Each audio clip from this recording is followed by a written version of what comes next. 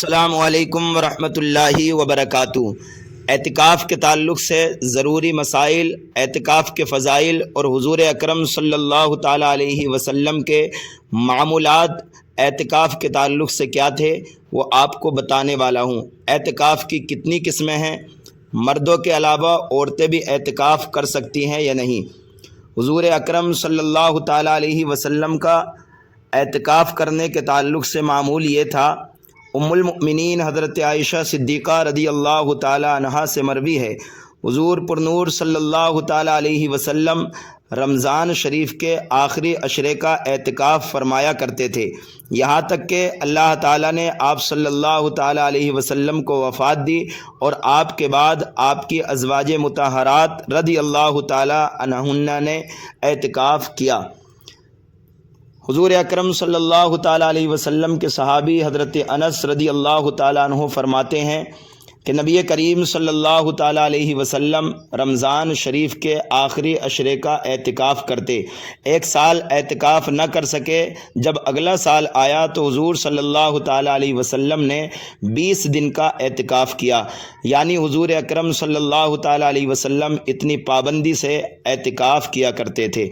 اب ہم اگر اعتکاف کریں گے تو اس کا ہمیں ثواب کتنا ملے گا؟ حضرت عبداللہ بن عباس رضی اللہ تعالیٰ عنہما فرماتے ہیں، نبی کریم صلی اللہ تعالیٰ علیہ وسلم نے اعتکاف کرنے والے کے بارے میں ارشاد فرمایا کہ وہ گناہوں سے باز رہتا ہے اور نیکیوں سے اسے اس قدر ثواب ملتا ہے جیسے اس نے تمام نیکیاں کی۔ سبحان اللہ! اعتکاف میں بیٹھنے والا بہت سارے گناہوں سے بچ جاتا ہے، اور جو اعتکاف میں بیٹھتا ہے نماز 5 وقتہ کے ساتھ ساتھ دیگر نفلی نماز پڑھنے کا موقع ملتا ہے، ذکر و اذکار کرنے کا موقع ملتا ہے، دعائیں کر کر کے رو کر کے اپنے رب کو منانے کا موقع ملتا ہے۔ اور ایک خوشخبری یہ بھی ہوتی ہے اس کے لیے کہ جو طاق راتیں ہوتی ہیں آخری عشرے میں، ان طاق راتوں میں عبادت کر کے طاق رات کی فضیلت حاصل کرنے کا بھی بندے کو موقع ملا کرتا ہے۔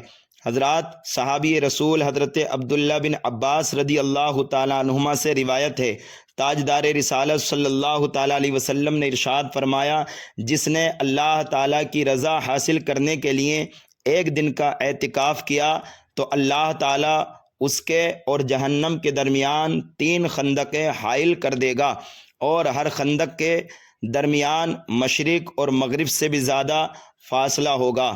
اللہ اکبر!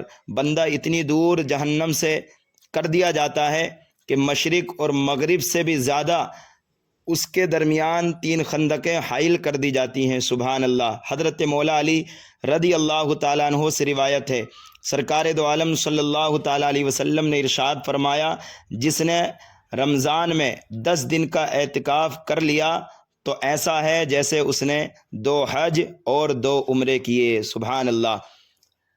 جلیل القدر تابعی، خیر التابعی حضرت حسن بصری رضی اللہ تعالیٰ عنہ سے مروی ہے، آپ فرماتے ہیں کہ اعتکاف کرنے والے کو روزانہ 1 حج کا ثواب ملا کرتا ہے۔ تو حج کا ثواب پانے کے لیے آپ حضرات ضرور اعتکاف کی نیت کریں، چاہے سنت اعتکاف کریں یا پھر نفلی اعتکاف کریں۔ اعتکاف کی 3 قسمیں ہیں۔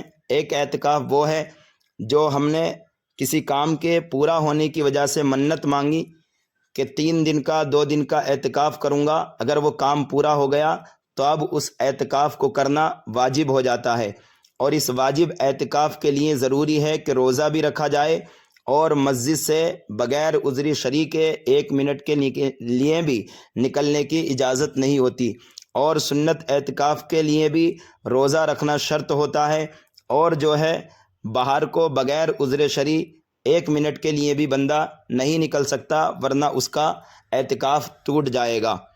مردوں کے لیے اعتکاف کرنے کے لیے شرعی مسجد کا ہونا ضروری ہے۔ معتکف کو مسجد میں کھانے پینے اور سونے کی اجازت ہے۔ عورتوں کے لیے گھر کے اندر جو مسجد بیت ہوتی ہے اسی میں جائز ہے، یعنی جس جگہ پر عورتیں نماز پڑھتی ہیں وہیں پر وہ اعتکاف کریں، مسجد میں ان کو جانے کی اجازت نہیں ہے۔